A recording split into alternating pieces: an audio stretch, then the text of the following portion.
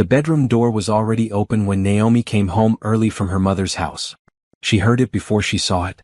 The sounds, the laughter. Her husband's voice saying things he never said to her anymore.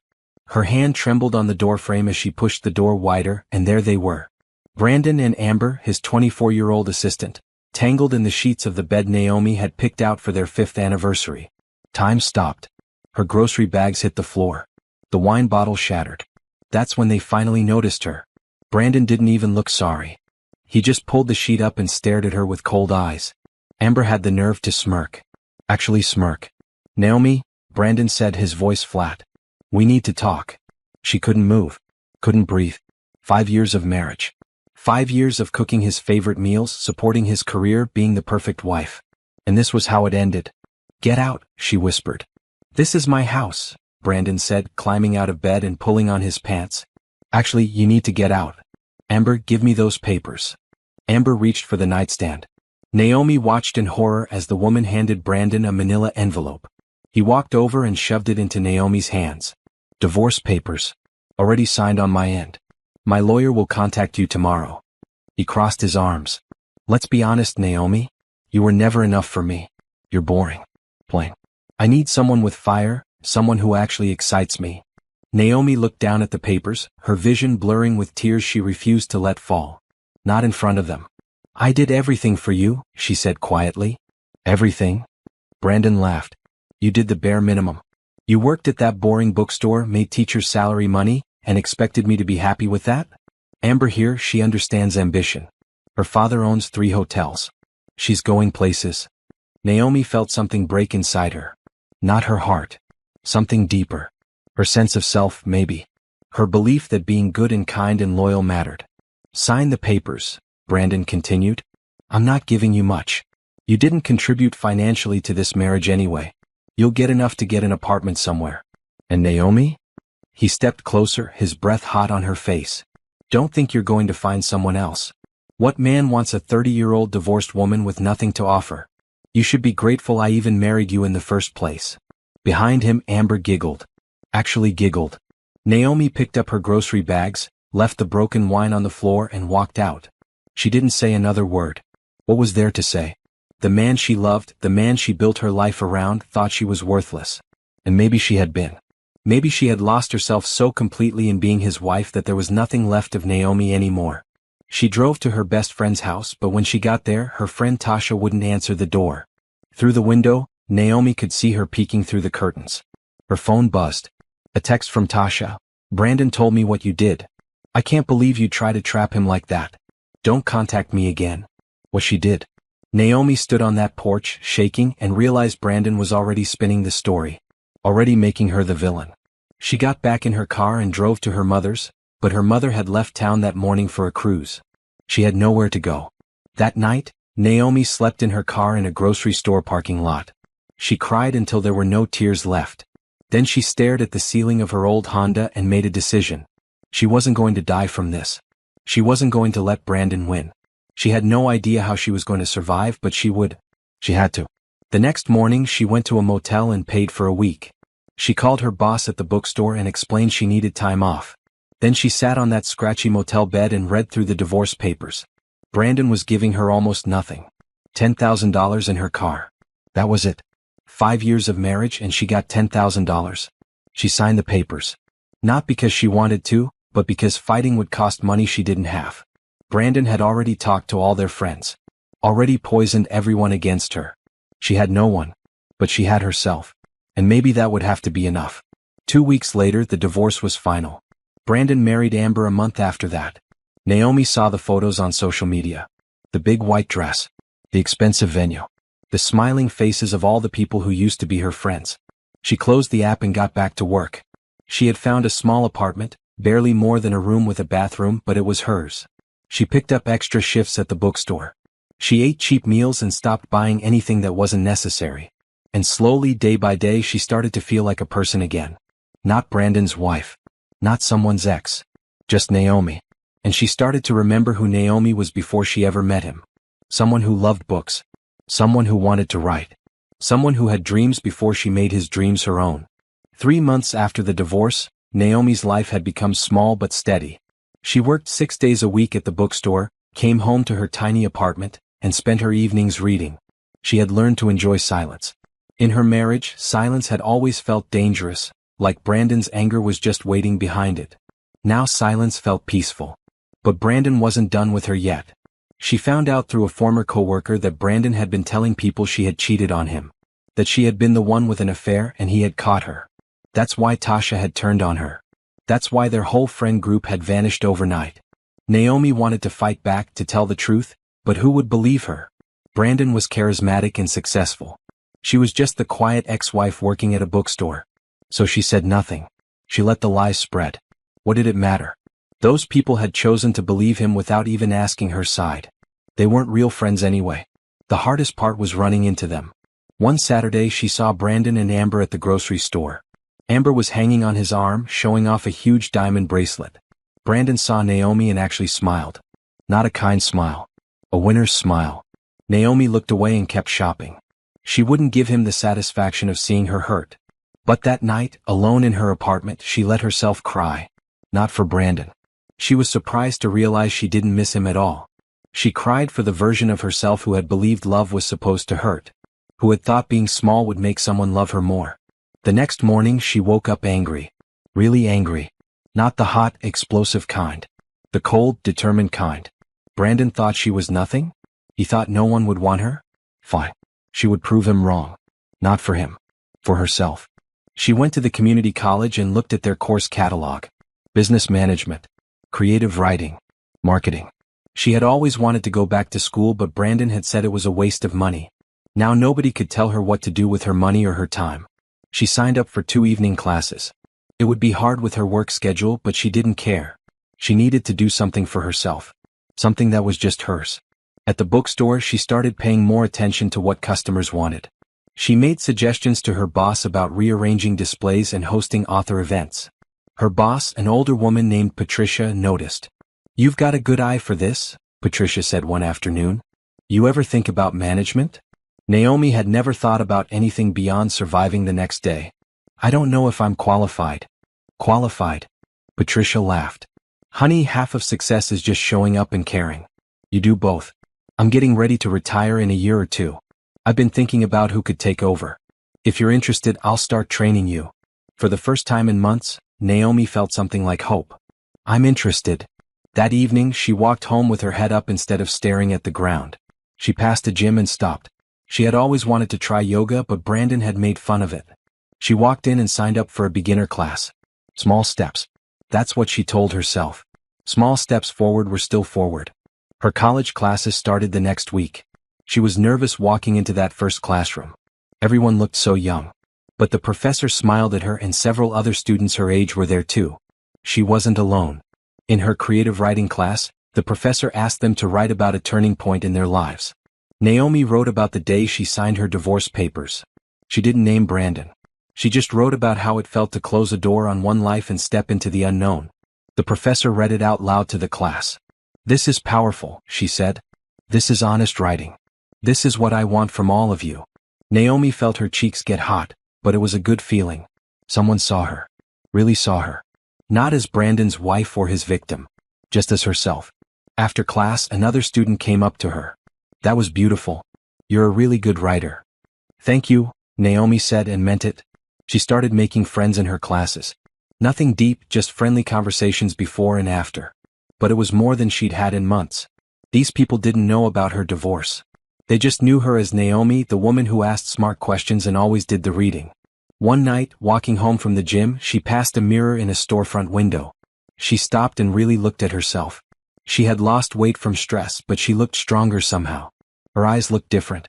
Clear. She stood up straighter now. Brandon had told her no one would want her. But standing there looking at her reflection, Naomi realized she didn't need anyone to want her. She wanted herself. And that was enough. 6 months after the divorce, spring arrived and brought changes with it. Naomi had settled into her new life. She worked at the bookstore during the day, took classes 3 evenings a week, and spent her weekends studying and going to yoga. It wasn't exciting, but it was peaceful. She had stopped checking social media, stopped wondering what Brandon was doing. She had even stopped flinching when she thought about him.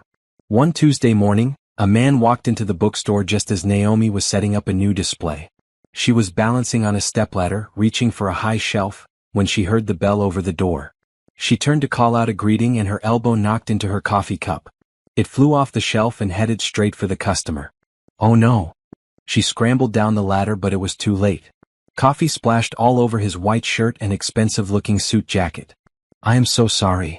Naomi grabbed napkins from behind the counter and rushed over. I'm so clumsy, I'll pay for the cleaning, I'm so sorry. The man looked down at his ruined shirt and then up at her. He had dark brown eyes and a short beard. He was maybe 40 with gray at his temples. And he was smiling. It's fine, he said. Really? I've had worse Tuesdays. But your suit, it looks expensive, I ruined it. Naomi kept apologizing, her face burning with embarrassment. I promise you it's just a shirt. He took the napkins and dabbed at the stain half-heartedly. I'm more worried about you. You looked like you almost fell off that ladder. I'm fine. I'm just horrified. This is not how we usually greet customers. She wanted to disappear into the floor. What, you don't throw coffee on everyone who walks in? His smile widened.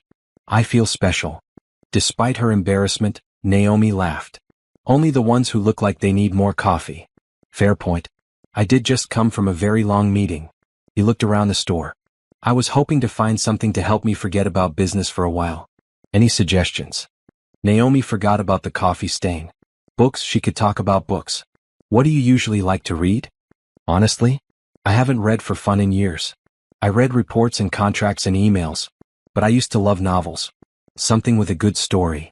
Naomi thought for a moment, then walked to the fiction section. She pulled out 3 books. These are all different, but they're all good stories. Real page-turners. This one's a thriller, this one's historical fiction, and this one's about a man who starts over after losing everything. The man took the 3rd book and read the back cover. Starting over after losing everything. That sounds relatable. It's one of my favorites, Naomi said. The main character has to figure out who he is without all the things he thought defined him. I'll take it. He held out his hand. I'm Harrison, by the way. Naomi. She shook his hand. His grip was firm but not aggressive. And again, I'm really sorry about your shirt. Stop apologizing. It's just coffee. He followed her to the register. Do you work here every day? Most days, yes. Why? I might need more book recommendations once I finish this one. He paid for the book and picked up his coffee-stained jacket. Have a good day, Naomi. She watched him leave, feeling strangely lighter. He had been so kind about the coffee. And he had actually listened to her talk about books, not just nodded politely like most customers did. Harrison came back 3 days later. He had finished the book. That was excellent, he said, setting it on the counter. You were right about the story. I stayed up late reading it. I'm glad you liked it. Naomi smiled. Looking for another one? Definitely. What else do you recommend? This became a pattern. Harrison came in every few days, always asking for Naomi's suggestions. They started talking about more than just books. He asked her about her classes. She asked him about his work, though he was vague about it, just saying he worked in business. He never mentioned a wife or girlfriend. She never mentioned her divorce. After a month of these visits, Patricia pulled Naomi aside. That man is interested in you. What? No. He just likes books. Naomi felt her face get hot. Honey, he comes in 3 times a week and only talks to you. He's not here for the books. Patricia smiled. And you light up when he walks in. I'm just saying. Naomi wanted to deny it, but Patricia wasn't wrong. She did look forward to Harrison's visits. He was easy to talk to. He asked real questions and actually listened to her answers. But she wasn't ready for anything romantic. She was still healing. The next time Harrison came in, he asked her something different. I know this is forward, but would you like to get coffee sometime? Somewhere where you're not throwing it on me? Naomi's first instinct was to say no. But then she looked at him, really looked at him. He seemed nervous. This confident man in his expensive suits was nervous asking her for coffee. Just coffee? She asked. Just coffee. As friends. I enjoy talking to you and I'd like to continue the conversation somewhere that's not your workplace. Friends? She could do friends? Okay. When? They met that Saturday at a small coffee shop. Naomi got there first and almost left twice before Harrison arrived. But when he walked in and smiled at her, she relaxed. They talked for 3 hours. About everything. Books, movies, life. Harrison told her he worked too much and had forgotten how to just enjoy things. Naomi told him she was rebuilding her life after a difficult divorce. She didn't give details and he didn't push. "Can I be honest?" Harrison said as they walked out. "This is the best conversation I've had in years." "Me too," Naomi admitted. "Can we do it again?" She surprised herself by saying yes. Over the next 2 months, Naomi and Harrison fell into an easy friendship. They met for coffee every Saturday morning. Sometimes they went to art museums or took walks in the park. Harrison never pushed for more than friendship, and Naomi appreciated that. She was still learning to trust again. But slowly she started noticing small things. The way Harrison remembered everything she said. How he brought her favorite tea without asking. The way he looked at her when she talked about her writing class. One Saturday they were sitting on a park bench when Harrison said, "I need to tell you something." Naomi's stomach dropped. Here it comes, she thought. He has a girlfriend. He's moving away. Something. "I haven't been completely honest with you about my work," Harrison said. He pulled out his phone and showed her a news article. The headline read, "Harrison Cole, CEO of Cole Industries, announces new technology initiative." Naomi stared at the phone, then at him. "You're Harrison Cole? The billionaire Harrison Cole?" "I hate that word. Billionaire. It makes me sound like a villain in a movie." He looked nervous. "I didn't tell you at first because I liked that you treated me like a normal person. You didn't know who I was and you still talk to me about books and life. Do you know how rare that is?" Naomi sat back against the bench. Harrison Cole. She had heard of him. Everyone had. He owned one of the biggest technology companies in the world. "Why are you telling me now?" she asked. "Because I like you. As more than a friend. And I don't want there to be lies between us, even lies by omission." He turned to face her. "I know you're still healing from your divorce. I'm not asking you to feel the same way. I just needed you to know the truth about who I am." Naomi looked at him. Really looked at him. Harrison Cole, billionaire CEO, was sitting on a park bench telling her he liked her. It felt impossible. "I need time to think about this," she said finally. "Take all the time you need. I'm not going anywhere." He smiled. "Well, I have a business trip next week, but metaphorically, I'm not going anywhere." That week, while Harrison was away, Naomi did research. She read articles about him. Watched interviews. He was known for being fair but tough in business. He had built his company from almost nothing. He donated millions to schools and hospitals but never made a big show of it. And he had never been married, though he had dated a few women over the years. Nothing serious according to the articles. She thought about Brandon. How he had made her feel small. How he had controlled everything about her life. Harrison was nothing like that. He listened to her. He respected her opinions. He never tried to change her or tell her what to do. But was she ready? Did she even want to risk her heart again? Patricia noticed Naomi's distraction at work. "What's going on with you?" Naomi told her about Harrison. About who he really was. Patricia laughed. "And you're worried about what, exactly? That he's too successful? Too rich? Too nice?" "I'm worried I'm not ready. What if I'm just looking for someone to save me?" "Honey, you've been saving yourself just fine for the past 8 months. This man isn't saving you. He's just asking to be part of your life." Patricia squeezed her hand. "You deserve good things. Stop punishing yourself for Brandon's mistakes." When Harrison came back from his trip, Naomi asked him to meet her at the bookstore after closing. She had made her decision.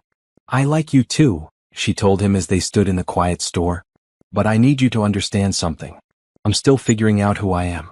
I'm not looking for someone to take care of me or fix me. I'm fixing myself."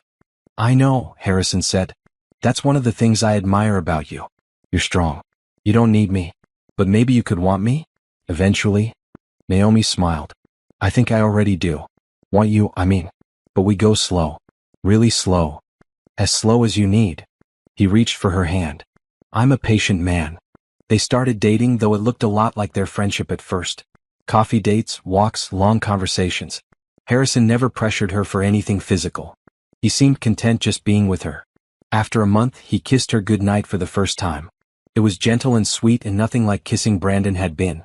When he pulled back, Naomi was smiling. "Okay?" he asked. "More than okay." Harrison started inviting her to dinners and events. Nothing too fancy at first, just nice restaurants and small gatherings. Naomi was nervous about meeting his friends, but they were kind to her. They treated her like a person, not like Harrison's girlfriend who needed to be impressive. She met his parents after 3 months. They lived in a beautiful house outside the city. Naomi had been terrified, but Harrison's mother hugged her immediately. "He talks about you constantly," she said.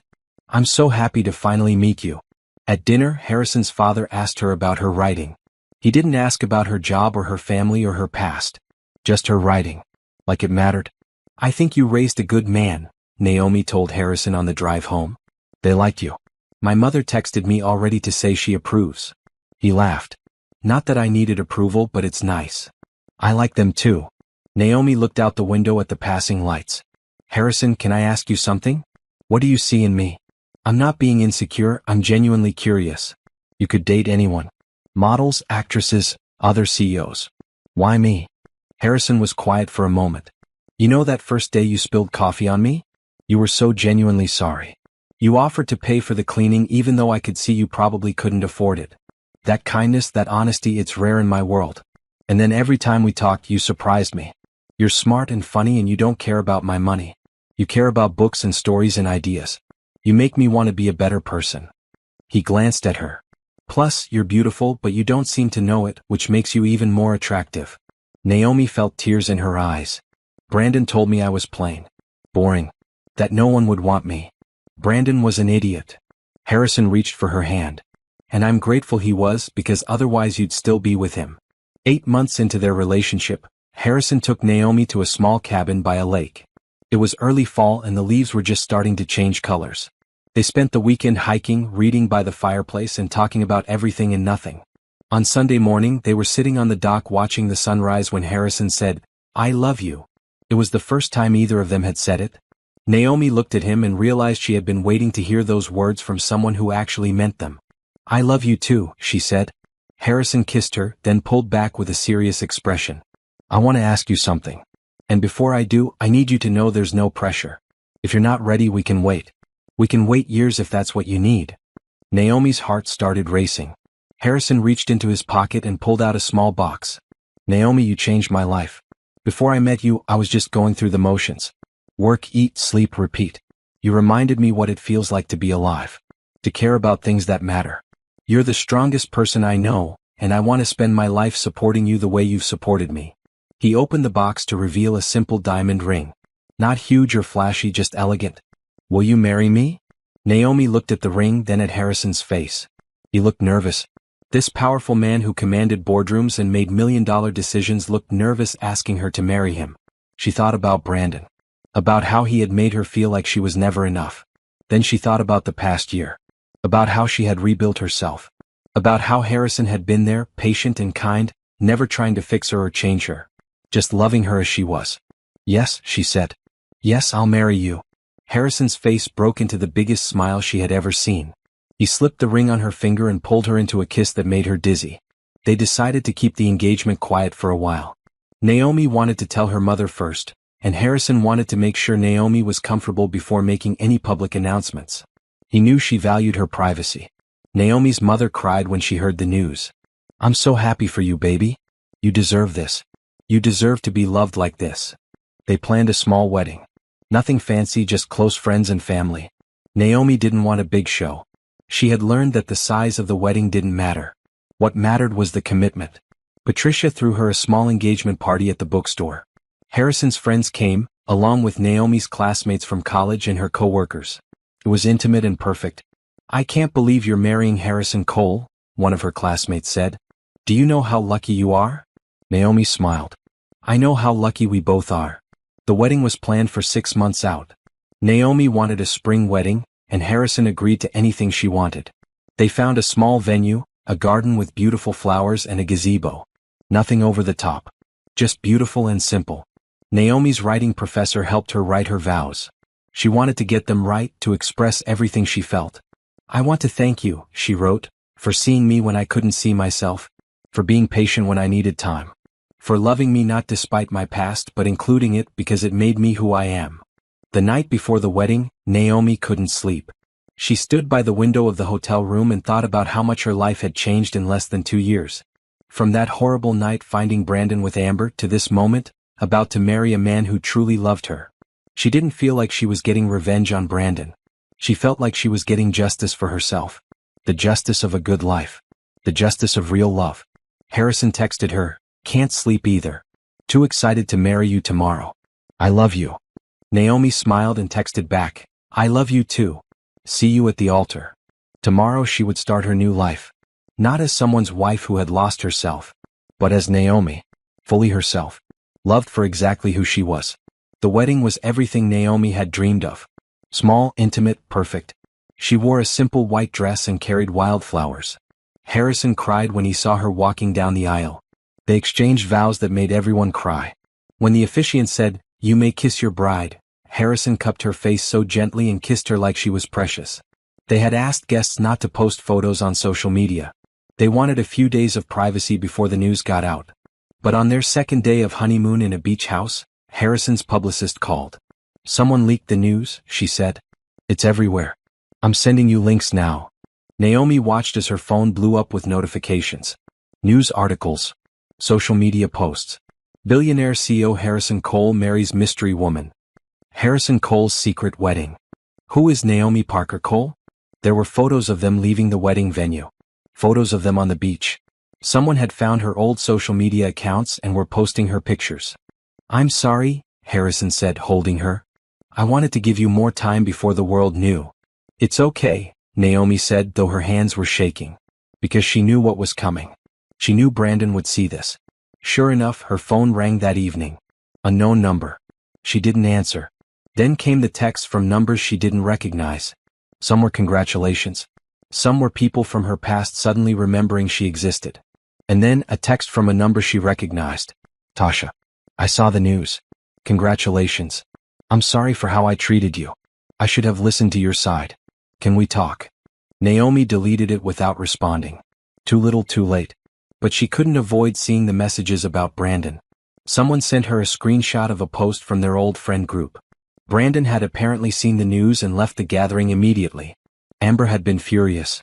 Naomi showed Harrison. He knows. Good, Harrison said. Maybe now he'll leave you alone. But it wasn't that simple. The next morning, Naomi's phone rang from a number she knew too well. Brandon's number. She stared at it, frozen. You don't have to answer, Harrison said. But some part of Naomi wanted to. Some part of her wanted to hear what Brandon had to say now. She answered and put it on speaker so Harrison could hear. Naomi. Brandon's voice was shocked. Is it true? Did you really marry Harrison Cole? Yes. Silence. Then, how? How did you even meet him? That's none of your business, Brandon. Harrison Cole. Brandon laughed, but it sounded forced. You married Harrison Cole. I don't believe it. You must have tricked him somehow. What did you tell him about me? Did you play the victim? Make yourself seem pitiful so he'd feel sorry for you? Naomi felt anger rise in her chest. I didn't tell him anything about you because you're not important enough to discuss. Why are you calling? I just wanted to hear it from you. I wanted to know if it was real. Another pause. You really landed on your feet, didn't you? Goodbye, Brandon. She hung up. Her hands were shaking. Harrison took the phone and blocked the number. You okay? Yeah. Actually, I am. And she was. Brandon's voice didn't hurt her anymore. It just annoyed her like a mosquito buzzing around. But Brandon wasn't done. Over the next week, Naomi started hearing from Harrison's assistant that Brandon's company had reached out multiple times trying to set up a meeting with Harrison. They wanted to discuss a potential partnership. They're persistent, the assistant said. Should I keep declining? Yes, Harrison said firmly. I don't do business with people who hurt the people I love. The media attention eventually calmed down. Naomi and Harrison returned from their honeymoon and settled into married life. They bought a beautiful house, nothing too flashy, just a place that felt like home. Naomi kept working at the bookstore because she loved it, though Patricia had officially made her the manager. She continued taking classes and had started writing her first novel. Harrison respected her independence. He never tried to make her quit her job or change her life. He just supported whatever she wanted to do. One evening they were cooking dinner together when Naomi said, You know what's funny? Brandon thought no one would want me. He really believed I'd end up alone and miserable. His loss, Harrison said, kissing her forehead. His tremendous loss. I'm not going to lie and say I don't feel some satisfaction that he knows I'm happy. That I'm more than happy. That I have everything he said I'd never have. That's not revenge, that's justice. Harrison pulled her close. You deserve every good thing, Naomi. That night, lying in bed, Naomi realized she had stopped thinking about Brandon altogether unless something reminded her of him. He was becoming a distant memory. A bad chapter in her life that was finally closed. She had no idea that the worst of Brandon's downfall was yet to come. 3 months into the marriage, Naomi had fully embraced her new life. She was thriving at the bookstore, her novel was taking shape, and she had started a blog about books that was gaining followers. Harrison supported every venture, offering advice when asked but never pushing. What Naomi didn't know was that Brandon's life had taken a very different turn. She heard about it through the grapevine. One of her old co-workers from her previous job before the bookstore reached out through email. "I thought you should know," the email said.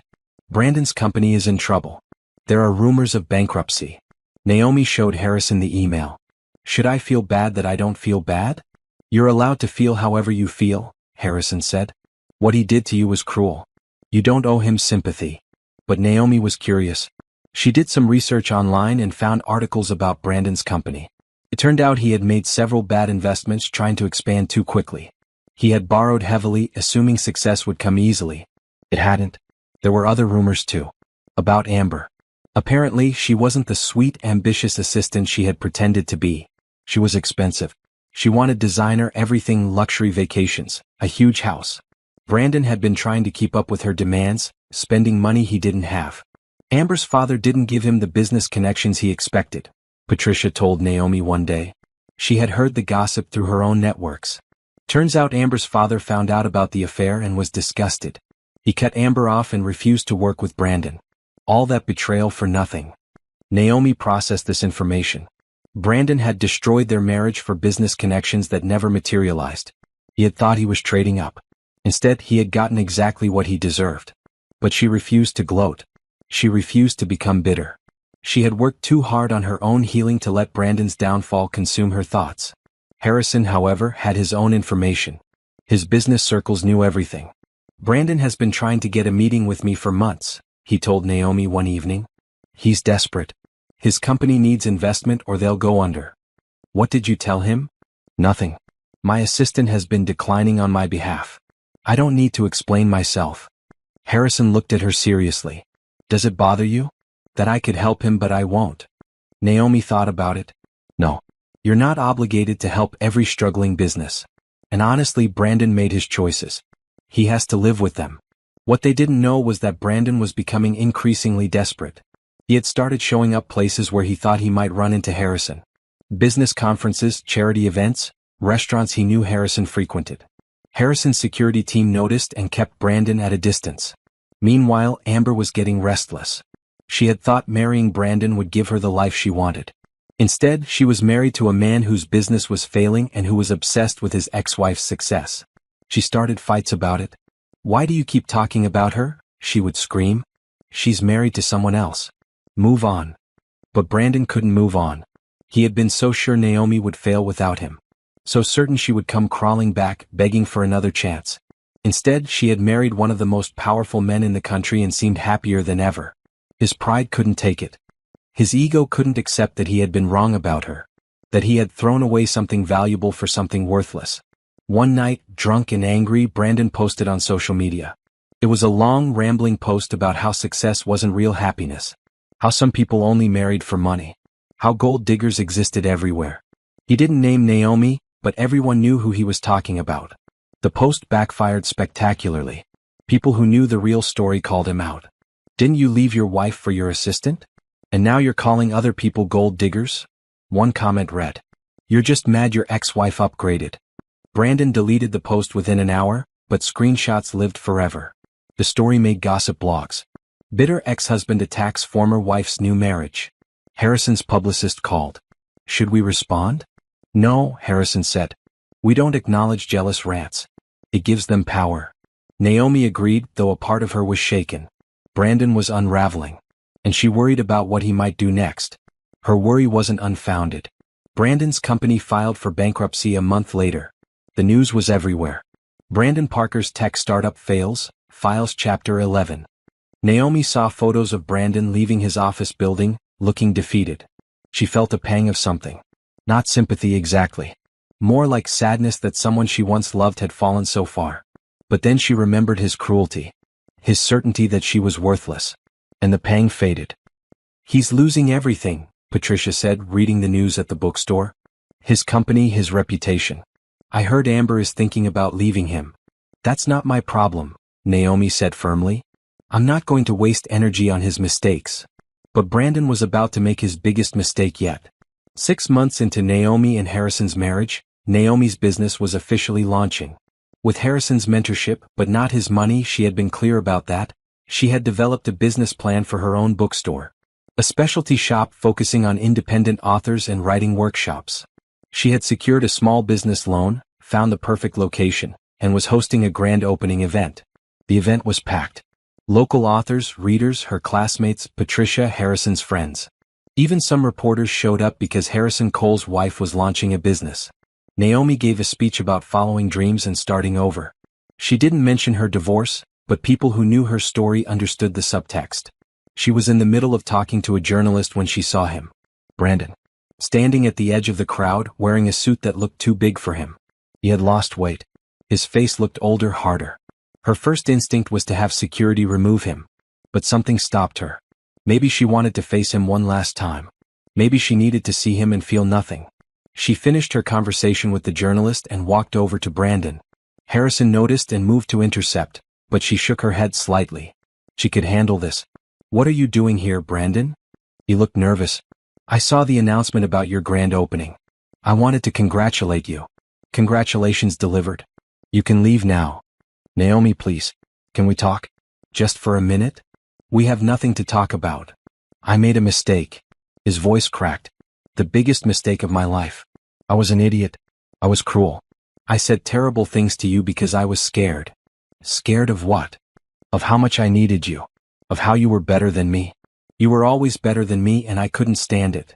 He took a step closer. She took a step back. Everything is falling apart.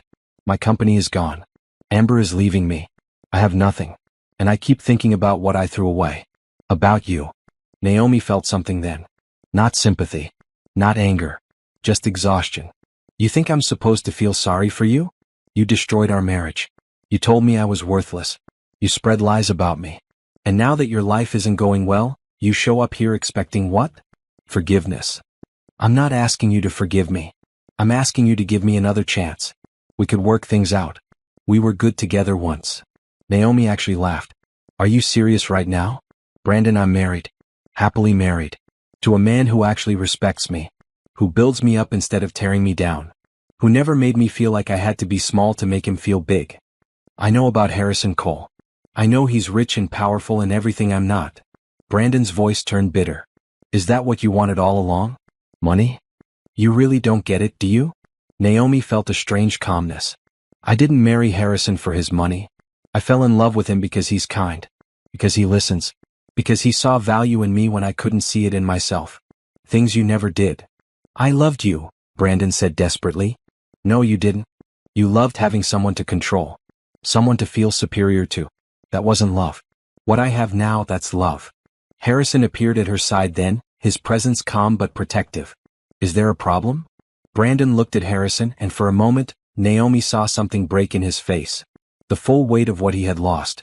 No problem, Brandon said quietly. I was just leaving. Good, Harrison said. His voice was firm but not aggressive. And Brandon? Don't contact my wife again. Next time, I won't be polite about it. Brandon looked at Naomi one last time. I'm sorry. For everything. I accept your apology, Naomi said. But we're done. That chapter of my life is closed. I've moved on. You should too. She watched him walk away, shoulders slumped, and felt nothing. No victory. No anger. Just relief that it was finally over. Harrison put his arm around her. You okay? I'm perfect. And she was. She had faced Brandon and felt nothing but pity for him. He no longer had power over her. The rest of the evening was wonderful. Naomi sold books, talked to customers, and celebrated her success with people who actually cared about her. Brandon was forgotten the moment he left. But that night, lying in bed, she told Harrison something she had been thinking. I used to imagine this moment. Facing him after everything. I thought I'd feel triumphant. Like I'd won some competition. But I don't feel like that at all. What do you feel? Free. I feel free. He doesn't matter anymore. His opinion of me doesn't matter. I know who I am now. I know what I'm worth. And it has nothing to do with him. Harrison kissed her gently. That's the best revenge. Not caring anymore. Little did they know, Brandon was about to hit rock bottom in ways even Naomi couldn't have predicted. 2 months after the bookstore opening, Naomi found out she was pregnant. She and Harrison hadn't been trying, but they weren't preventing it either. When she saw the positive test, she cried happy tears. Harrison cried too when she told him. "We're having a baby," he kept saying like he couldn't believe it. They decided to wait to tell people until after the first trimester. It felt precious and private, something just for them. Naomi continued working at both bookstores, Patricia's original shop and her own. She continued writing. She was living the life she had always dreamed of, even better than she had imagined. Meanwhile, Brandon's life had completely collapsed. His house was foreclosed. His cars were repossessed. Amber had left him for another man, someone wealthier and more stable. Brandon moved into a small apartment and took a job as a sales representative at a tech company. The same kind of position he had once considered beneath him. Naomi heard all of this through the grapevine but didn't engage with it. It wasn't her business. She had her own life to focus on. Then came the charity gala. Harrison's company was hosting a fundraiser for children's literacy programs. It was a cause close to Naomi's heart, so she had been heavily involved in planning. The event was at a luxury hotel, black tie, very formal. Naomi wore a navy blue dress that was just starting to show her small baby bump. She was glowing. People kept telling her how beautiful she looked, how happy she seemed. Harrison stayed by her side most of the night, his hand often resting protectively on her lower back. She was talking to a group of teachers about the literacy program when she saw him. Brandon. Standing across the room in an ill-fitting rented tuxedo. He was there with his new company, she realized. They had bought a table. She stiffened. Harrison noticed immediately. "Want me to have security remove him?" "No. He paid to be here. The money goes to a good cause. I'm not going to let him ruin this night." But as the evening went on, Naomi kept feeling Brandon's eyes on her. It was unnerving. Finally, during a break between speeches, he approached. "Naomi." She turned, keeping her face neutral. "Brandon. You look beautiful. You're glowing." "Thank you." She started to walk away. "Wait please. I just want to talk. We talked at my bookstore opening. We have nothing left to say. I heard you're pregnant. Congratulations." Naomi felt ice in her veins. "How did you know that?" "We haven't announced it publicly. Someone mentioned it. I don't know who." He looked sincere, but Naomi didn't trust him. "I just wanted to say that I hope you're happy. I really do. I am happy. I know I destroyed everything. I know you hate me. But I need you to know that I'm sorry. I'm truly sorry. Not because I want you back. I know that's impossible. I just need you to know that I recognize now what I had. What I threw away." Naomi looked at him, really looked at him. He looked broken. Defeated. And she felt nothing but sadness for the person he had become. "Brandon, I don't hate you. I did for a while, but hating you was exhausting. It took energy I didn't want to give you. I've moved on. I suggest you do the same." "How?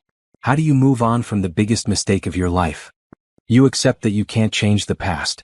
You take responsibility for your actions. You stop making excuses. And you focus on being a better person going forward." She paused. "But that's your journey. Not mine. I can't help you with that." "I still love you," he said desperately. "No, you don't. You love the idea of what you lost. You love your ego being hurt. That's not love."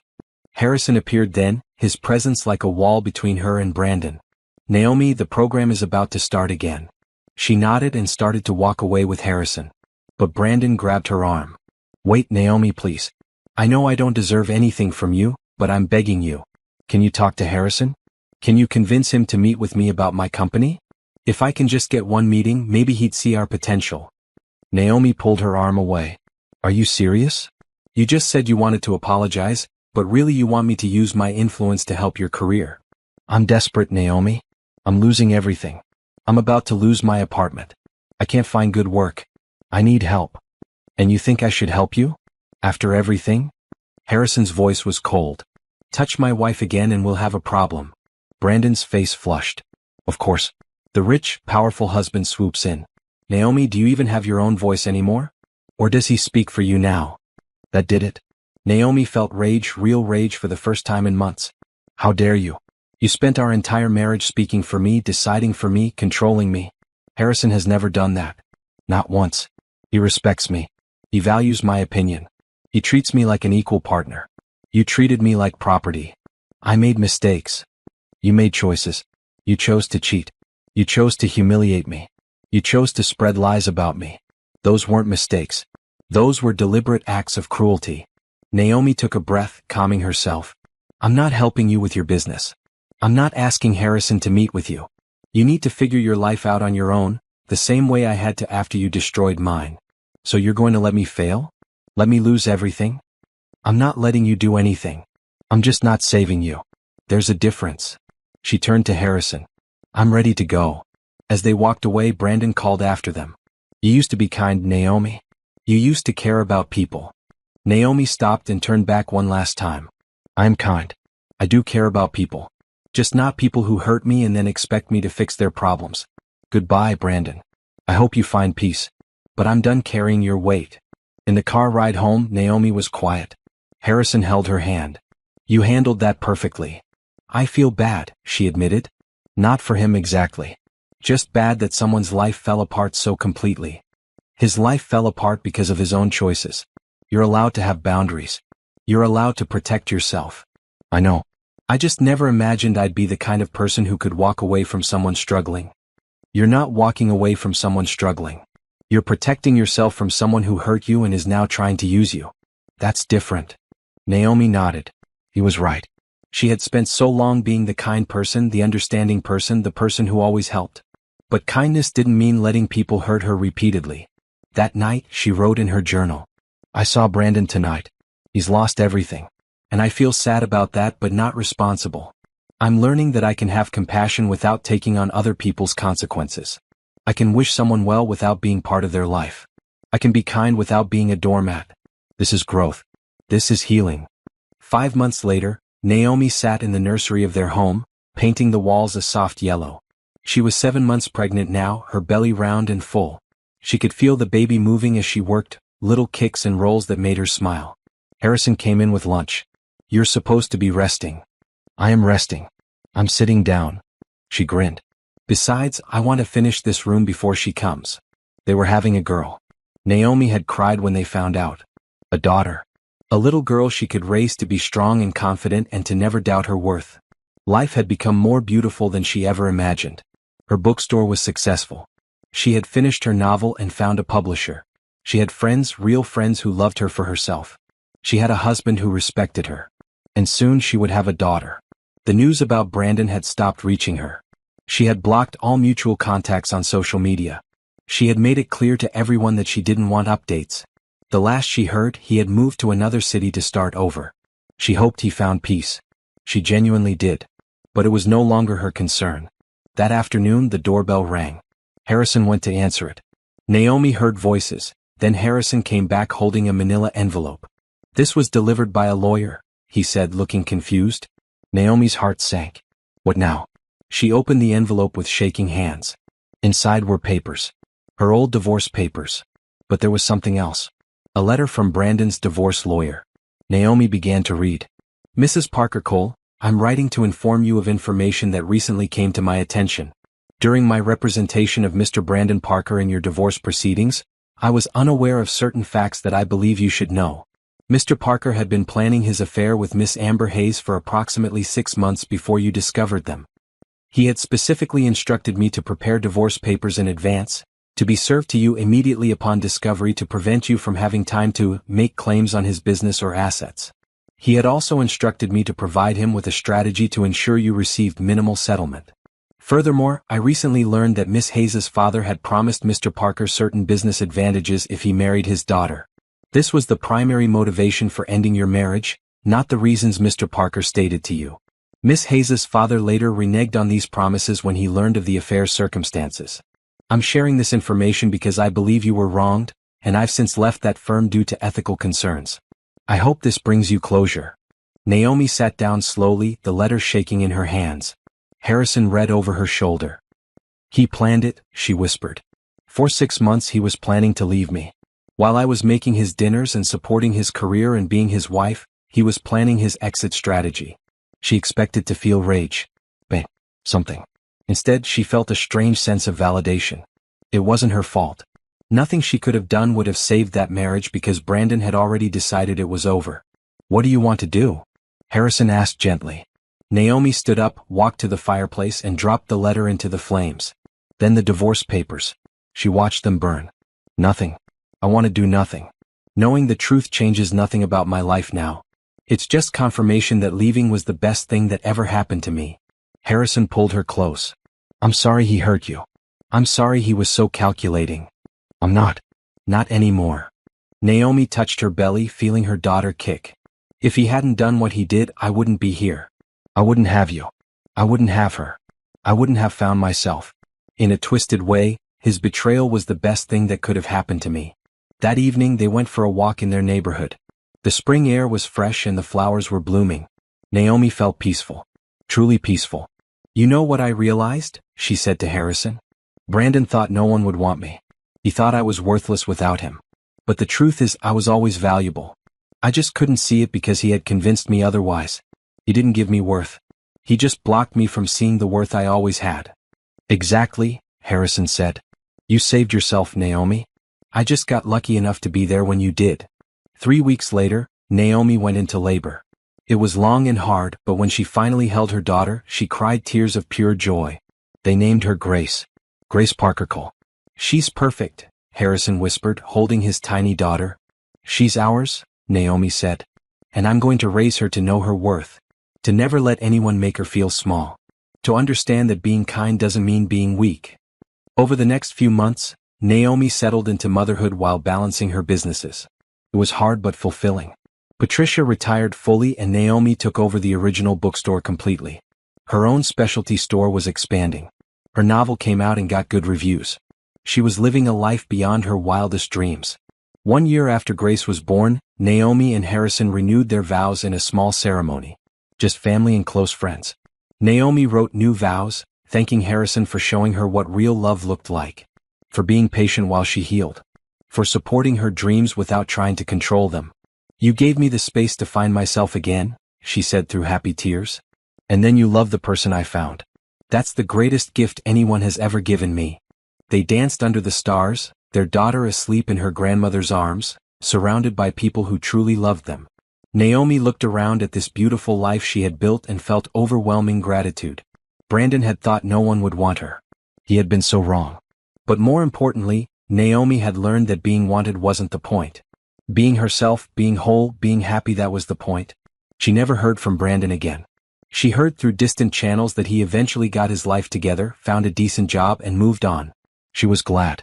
Not because she cared about him, but because everyone deserved a chance to grow and change.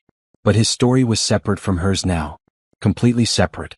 He was a character in the early chapters of her life, but he had no place in the chapters she was writing now. As Naomi danced with her husband under the stars, holding him close, she thought about that woman who had slept in her car a few years ago. That broken woman who didn't know how she'd survive. She wanted to tell her, "You're going to make it. You're going to more than make it. You're going to build a life so beautiful it'll take your breath away. You're going to find real love, real success, real happiness. You're going to find yourself. And that's going to be the best revenge of all, not revenge against him, but revenge against the lie that you weren't enough. Because you were always enough. You just couldn't see it yet." The night ended with Naomi holding Grace, standing with Harrison as they looked out at their property. Their home. Their life. "Happy?" Harrison asked. "Completely," Naomi said. And she meant it with every fiber of her being. She had thought her story ended the day she signed those divorce papers. But it turned out that was just the beginning. The beginning of the life she was always meant to live. The beginning of becoming the woman she was always meant to be. And as for the question of revenge, she got it. Not through destroying Brandon. Not through bitterness or anger. But through building a life so full of love and purpose and joy that the past became nothing more than a distant memory. A lesson learned. A chapter closed. That was the best revenge. Living well. Living fully. Living free.